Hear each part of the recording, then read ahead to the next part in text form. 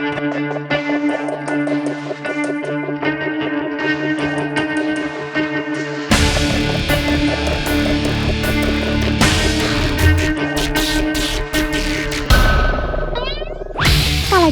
berbeda dengan binatang teritori lainnya yang dapat menandai wilayahnya sendiri. Jika ia pergi meninggalkan sarangnya dalam keadaan kosong, sudah pasti dapat ditempati oleh kalajengking lain.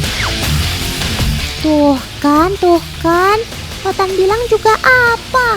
Baru ditinggal sebentar saja sudah ada yang masuk. Aduh, Sob, sepertinya kamu harus cari sarang yang baru deh. Loh? Ada apa, Sob? Sepertinya kamu membaca ada suatu pergerakan. Oh iya, teman-teman di rumah tahu kan sensor tubuh kalajengking ada di bagian mana saja? Yap, dengan bulu pada bagian buntut dan capitnya, ia mampu membaca pergerakan sekitar. Tapi, ada bagian sensor lainnya yang jauh lebih peka lagi loh teman. Ada yang tahu? Iya, itu dia. Tepat di bagian bawah tubuh, kalajengking juga memiliki sensor. Sensor ini mampu membaca getaran dari pergerakan makhluk lainnya. Ia dapat membedakan apakah getaran semakin mendekat atau menjauh. Bahkan dapat mengetahui apakah getaran itu adalah mangsanya atau predator.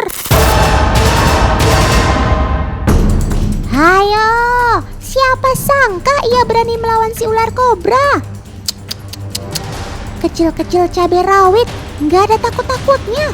Padahal kobra memiliki bisa yang mematikan.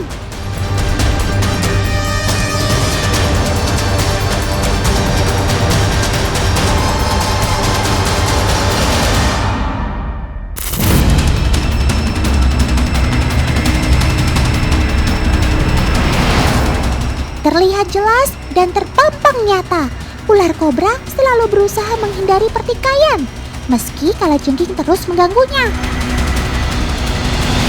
Jangan heran teman, kalajengking memang bukan santapan nikmat buat si ular kobra. Karena tubuh kalajengking kan cukup keras, sangat sulit untuk melumpuhkannya.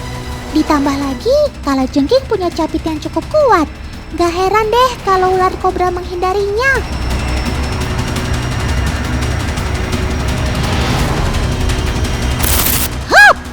Tuh kan, ular kobra tidak bisa lepas dari capitan si kalajengking.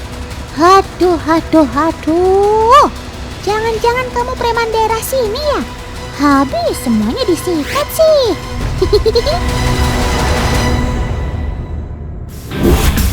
Teman, kalian ada yang tahu nggak seberapa mematikan sih racun kalajengking hutan Asia ini? Apakah bisa membunuh manusia seperti bisa pada king cobra? Sini Otan kasih tahu ya. Faktanya, kadar racun pada sobat Otan yang satu ini sebenarnya rendah teman. Belum pernah ada kematian manusia yang disebabkan oleh jenis kalajengking ini. Bukti kalau si hitam ini racunnya rendah terletak pada capitnya. Capit ini ibarat lengan bagi si kalajengking. Seperti Otan bilang di awal, capit si Scorpio ini kan gede banget, jauh lebih besar dibanding ekornya.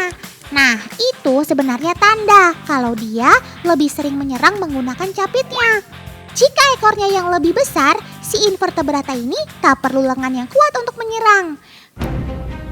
Biar lebih gampang, Otan kasih perbandingan kalajengking Deathstalker ini misalnya. Dari namanya aja udah serem ya. Deathstalker kan artinya pengintai kematian. Tapi untungnya kalajengking berwarna kuning dan mematikan ini nggak ada di Indonesia. Asalnya dari gurun Sahara di Afrika Utara teman. Dia juga banyak ditemukan di Timur Tengah. Ukurannya sih kecil, hanya sekitar 5 cm. Dan capitnya pun kecil. Tapi racunnya jangan ditanya. Satu kali sengatannya sudah cukup untuk membunuh manusia dewasa. Racun Deathstalker memang sangat mematikan karena bersifat neurotoksin atau menyerang sel saraf manusia.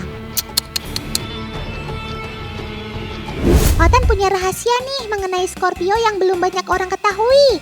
Kalian tahu nggak kalau kalajengking bisa menyala dalam gelap loh? Keren banget kan? Kok bisa ya? Jadi, penyebab Scorpio bisa glow in the dark seperti ini adalah substansi pada eksoskeletonnya yang bereaksi pada sinar ultraviolet. Dan semakin hitam kalajengking tersebut, maka kian teranglah nyalanya dalam pendaran sinar ultra ungu ini, teman.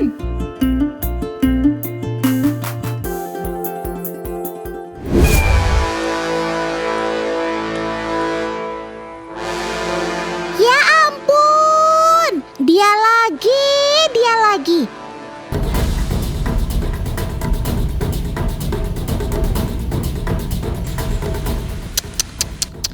Kamu kok hobi banget berantem sih, Sob?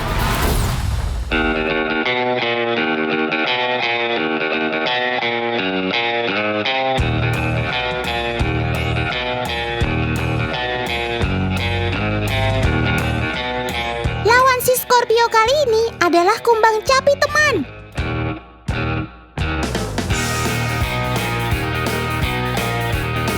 Wow, si kalajengkingnya diangkat sama si kumbang capit. Luar biasa.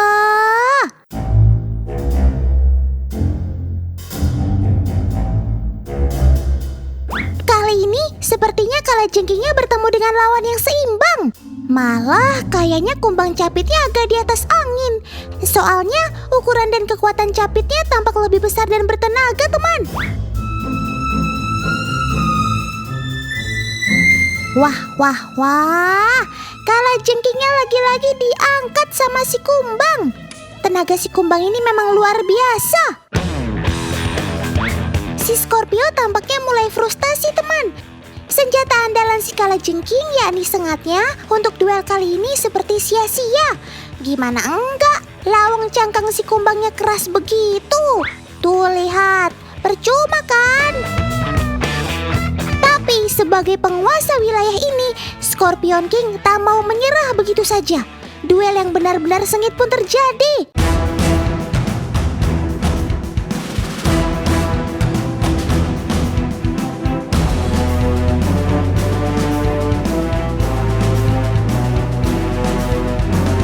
Tapi si kumbang sepertinya terlalu kuat bagi kalajengking ini.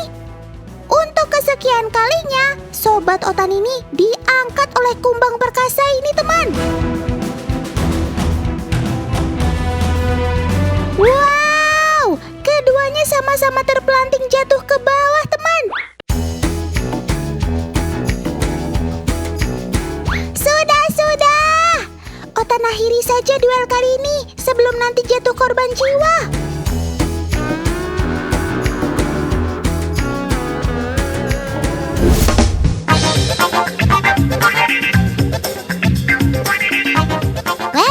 Masih ada lagi nih keunikan si kalajengking, teman. Ia mampu bertahan di dalam air loh. Oke, Otan buktikan ya.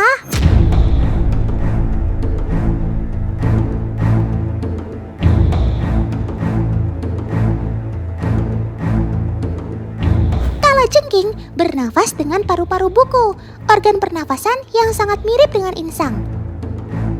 Bahkan di darat dengan metabolismenya yang lambat, membuatnya hanya butuh sekitar 10% oksigen dibanding serangga. Luar biasa. Tapi tetap saja ia tidak akan tahan menetap lama di air. Ia hanya mampu sekitar 10 menit saja. Yap, karena air bukan tempat tinggalnya.